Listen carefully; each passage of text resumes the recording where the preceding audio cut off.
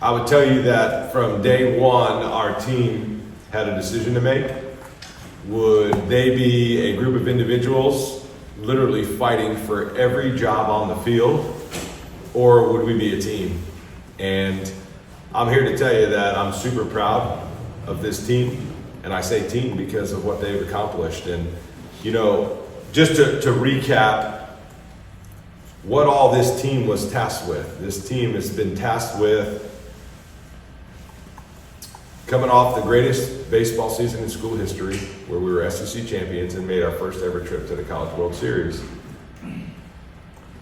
And just to go over what we lost off of the team from a year ago. And these guys are smart. They're 18 to 24-year-olds. They know exactly what positions are returning, who's back, who's not. And just to recap, off of last year's team, our first baseman signed pro. Our second baseman signed pro. Our shortstop signed pro. Third baseman signed pro. Our left fielder signed pro. Center fielder went in the portal. DH graduated. Friday night starter signed pro. Saturday starter signed pro. Sunday starter signed pro. Closer graduated. And number one bullpen arm graduated. So you're sitting there going, well, who did we have back? We literally had Devin and James back, and every other spot was wide open. And there was a lot of people that never gave this team a chance to even make the postseason. So these guys coming in had a decision to make. Am I gonna just do whatever I can to win that spot in that role? Or are we gonna be a team? And I'm super proud of them because look what's happened. They've become a team. And even to the last day and the last minute, there was still some people that did not know or believe if we were even worthy or gonna make the postseason. And here we are now. They completed history, did something that's never been done in Kentucky baseball history. We're playing in our third straight NCAA regional. And I couldn't be more proud of the guys and our staff because I've been in this situation before as a head coach. And when we lost that many people, we finished dead last in the SEC. Dead last. And I'm just proud of this group of guys and the staff because we are now 5 wins away from going back to the College World Series. And that wouldn't be possible without our leadership. Our seniors have been awesome. The staff, I cannot tell you how well our staff has done. And I'm just super proud for a lot of people. A lot of people in this building, the athletic department, the Big Blue Nation, that we get to go shoot for something and do something that's never been done before again. And that's make it back to the College World Series. What were the emotions like over the last week since that game in Hoover? I mean, it felt like you were safely in, and the last couple projections came out and had you out of the field, and you're not even in the last four when they reveal it. Just what was that like for you guys? Yeah, you'd have to ask the players what it was like for them. I mean, but for me, we met Wednesday morning before we headed back from Hoover, and I literally just laid it out for the guys. And I just said, hey, here's the deal. We're going to talk. This is what we do as a family. When something's on your brain and heart, I felt like I did a bad job after Tuesday's game with them. Just my messaging to them, and I just slept on it and prayed about it. And I was like, no, we're going to meet Wednesday morning. And we just laid it all out for them. Like, hey, here's where we're at this point. At this point, we have put our season into other people's hands to make a decision. And typically when you don't win a tournament, that's what happens, right? Now, with our league and us being up to 16 teams, I don't think anybody felt like they really knew who was going to be in and who's not and how this was all going to work. But what I told them was I believed in what we accomplished during the regular season, and we had proved that we can play with any team and every team. And therefore, if you can do that in the Southeastern Conference, you can beat the best teams and you can play with the best teams, you're clearly one of the best teams. But we were going to wait and see. And I'm sure for them it was a bit of a roller coaster, but my message to them was really clear the whole time. It's just like, I still believe in this team, and I believe that we're going to keep playing.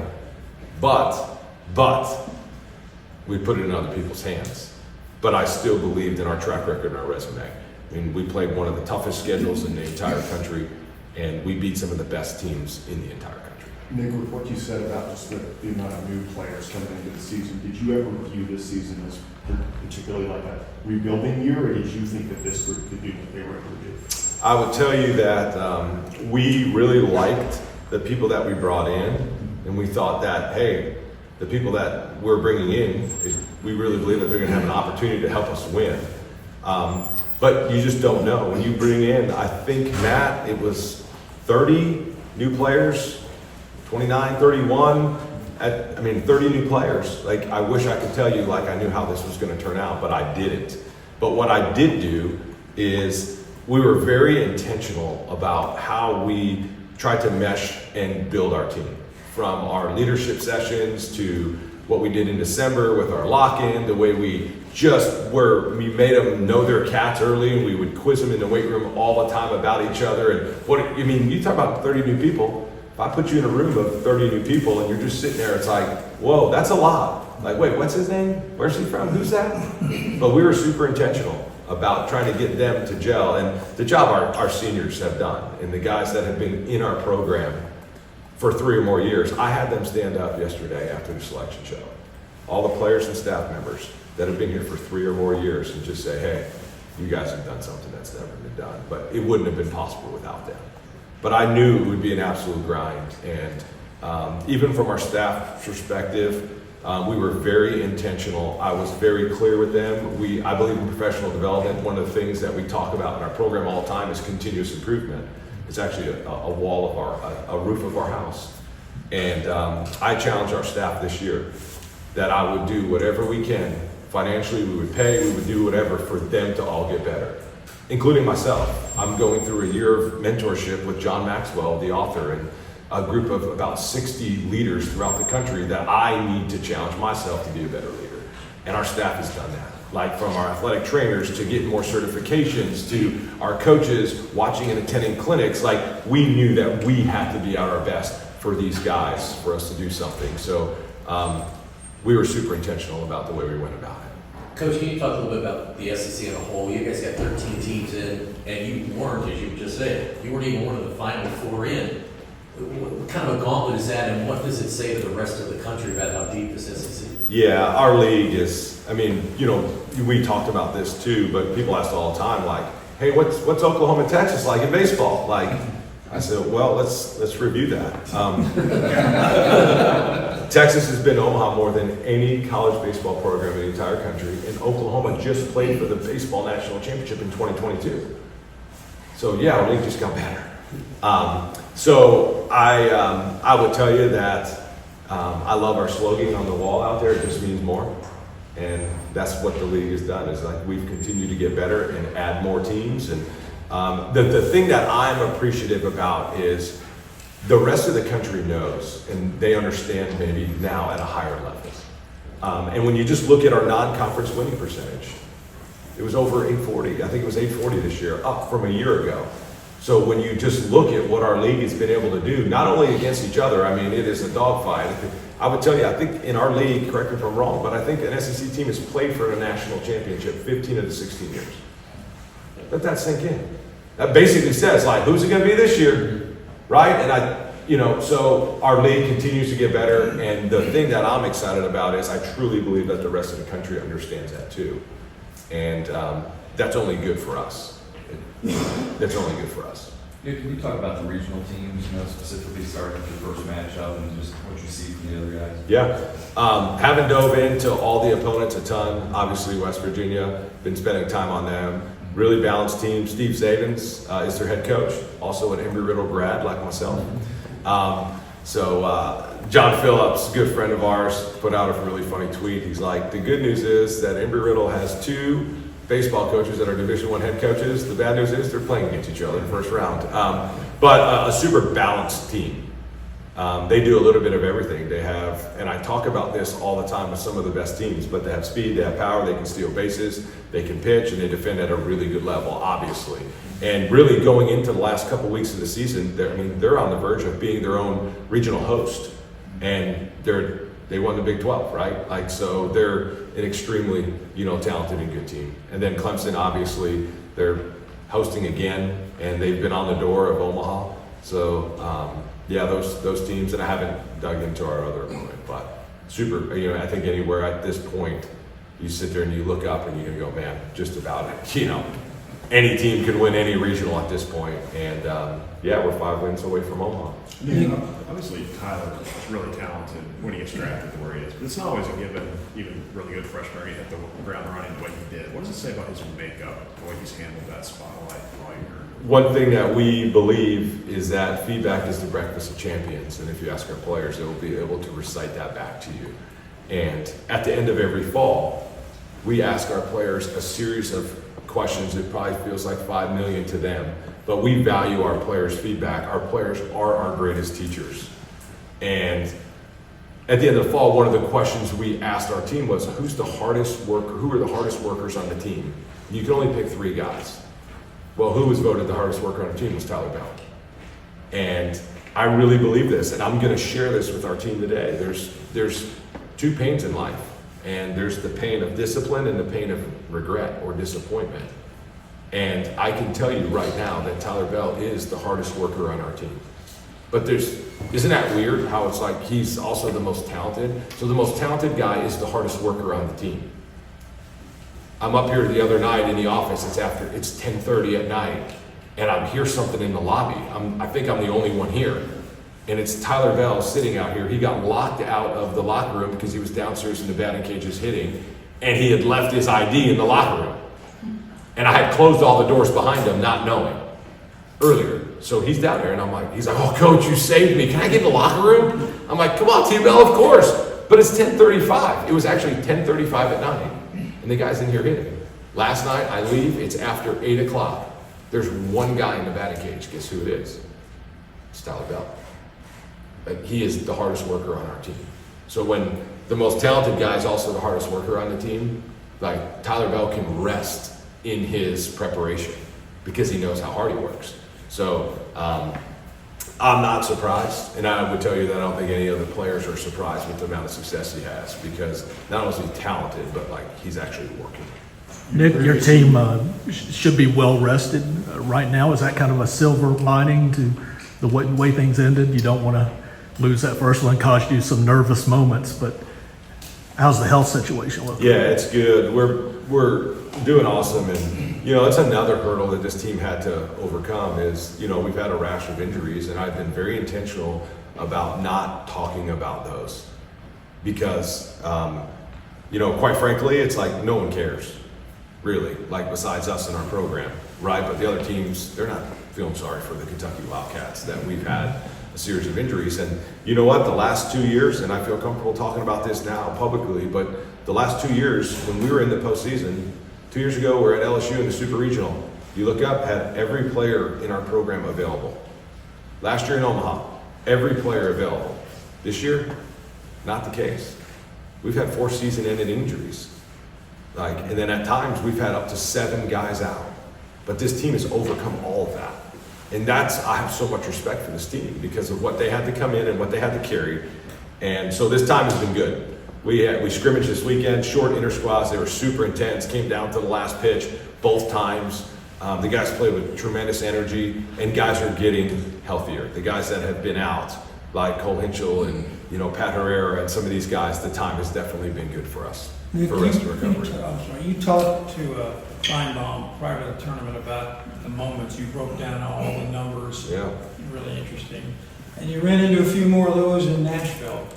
Didn't always go your way. What is this team been like dealing with that? Because it seemed like last year every time it went your way. This year not so much. But tell me about the emotional makeup of this team in situations like that. Yeah, thank you for bringing that up, because yesterday I just told them how proud I was of them, because when we went through that stretch where we were losing those 1- and 2-run ball games, there's so many other teams that would have just folded and been like, man, this is too much. This is too much. And this team did not do that. Like, I have so much respect for them. But a lot of it has to do with some of our leadership, the guys that have been in our program.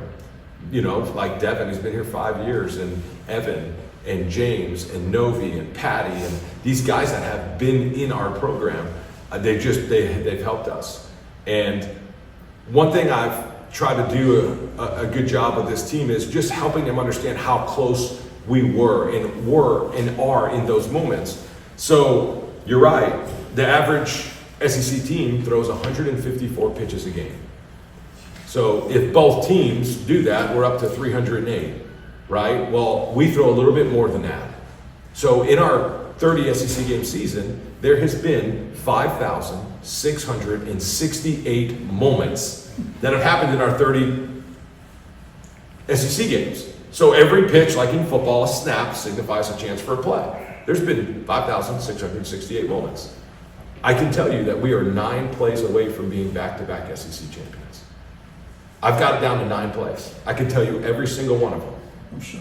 And I say that because that's how small the margin of victory is.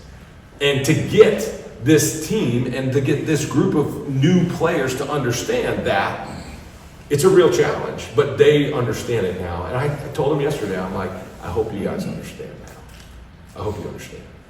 Like, why is it that we say the standard is the standard in our stopwatch and we time everything? And we had this we did this bunt game yesterday where our defense had to get outs and our offense had to execute outs. And I mean, it is to the 100th of a second. But that is the margin of victory. It is so small. And I can look you in the eye now and tell you I believe the team understands that now at a higher level. And quite frankly, we didn't in January. We did in January, but they do now. Your previous regionals were played over here. How do you approach going on the road for a regional now? Yeah, first time in my 9 years that we've been here. We have guys in our program that have been on the road for regionals before, so we'll rely some on them, but then also for our guys. But the thing I just want to remind them about, and I've told them, is like we have played against and beaten the best teams in the country. So like regardless, it's like, hey, this is where we're told we're going, so we have to go and execute there. And really for us to get as comfortable as we can on someone else's field. Does your coaching approach change any at all, home versus on the road? Or I assume you're still going to be just as aggressive as you usually are? Good question. I have been checking the weather. As coaches, we have to be part-time weathermen. So the weather in the field and conditions will dictate definitely our style of play, and then the opponent. So, but as far as us, pitching and defensive wise, that will be the same, and then offensively, the field will dictate some of what we do or not do. So that does play a factor for sure. Have you decided your pitching plan for the weekend? There's a bit of pitch on Sundays all season, but would you put him in game 1, or have you made that decision? Yeah, we have bullpens today. We've talked a lot about our rotation. We have our rotation in a spot, but not in the spot where I want to make it public. So, but we do have, and we are positioning and moving pieces to line it up to try to win the regional. Yeah. Coach, what's been the most gratifying thing for you so far this season? All right, you trying to make me cry? It happened yesterday. Just watching our guys celebrate yesterday it's been a highlight. And Kristen Reeves was there, and I just watched them celebrate. I looked at her, and she's in tears, and I'm in tears. And I told them yesterday, I was like, listen, when you guys have families one day, and you have an opportunity to have children, if that's what you choose to do, or if you lead an organization or a business, to watch your people celebrate with pure joy. It's my favorite thing on the field or being involved in college athletics to witness. It is, you've heard me say that over and over. Like to watch a group of individuals, like grown men, our coaches, our staff, I'm talking about everybody, like our kids, our players, like to watch the pure excitement and emotion. Yesterday, favorite part of the season, to watch them celebrate. And I told them this, because no one will understand the amount of hard work and discipline that it took. No one will understand the sacrifices that they had to make. They don't understand, no one will understand. It's like this team had over a 3.4 team GPA. We had 12 guys with a 4.0, 7 guys with a 3.8 or above. No one will understand what it was like for them to get up, some of them at 6 or 7 o'clock in the morning, make an 8 o'clock class, and just know if I don't go, the coaches are going to hold me accountable, and my teammate's going to be held accountable, so I got to go. No one's going to know like what it took for them to be like, you know what? It's the night of a game, but I have a test due and I need to study. They won't know. They won't know all the time that they spent extra time hitting in the cages, working on the delivery, watching video. No one will understand the amount of time, effort, and energy it took to get to this spot, but they do. And to watch them celebrate, for them to have an opportunity to keep doing the thing that they love to do, and that's play baseball and be around each other. It's like my favorite moment. Nick, we hear this Players adage in here. that you are what your record says you are. And when you talk about these 9 plays, it sounds to me like you think that this team is a lot better than what their record indicates. Am I interpreting that correctly? Yes, and I can look you in the eye and tell you that I really believe that we're one of the best teams in the country and that we can beat some of the best teams in the country. With that said, we can also be beaten by any team. And I've told the team that this year, all season long. And I told them our schedule, we can beat any team on our schedule.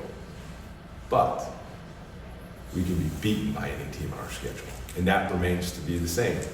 So with that, knowing that, to have the confidence to go out and execute what we've been trained to do, but also to have respect for our opponents. Like, to have the respect for our opponents. That not only do we believe we can beat you, but we understand that you can beat us too. So we're going to respect our opponents. And then we're going to do what it takes to win the baseball game. Yep. That's good. Thank you guys. Yep. All right, Okay. Here first.